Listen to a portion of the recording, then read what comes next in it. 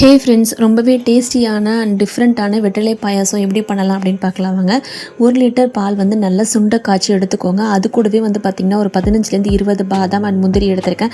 So அதையும் வந்து over night soak பண்ணி நல்லா இந்த மாதிரி அரைச்சி எடுத்துக்கோங்க. ஸோ வெத்தலை பார்த்திங்கன்னா ஒரு 15லேருந்து 20 வெத்தலை, அதையும் நீங்கள் வந்துட்டு நல்லா கிரைண்ட் பண்ணி வடிகட்டி எடுத்துக்கோங்க. ஸோ பால் நல்லா சுண்ட காய்ச்சினதுக்கப்புறம் அதில் வந்து தேவையான அளவு சுகர் ஆட் பண்ணிக்கிட்டு கூடவே நம்ம வந்து அரைச்சி வச்சுருக்க பாதாம் முந்திரி ரெண்டுத்தையும் ஆட் பண்ணிக்க போகிறீங்க. வெத்தலை சாறையும் நல்லா ஆட் பண்ணி மிக்ஸ் பண்ணிக்கோங்க. கலர் உங்களுக்கு மைல்டாக அழகாக சேஞ்ச் ஆகிட்டே இருக்கும். பார்க்கவே ரொம்பவே கலர்ஃபுல்லாக இருக்கும்.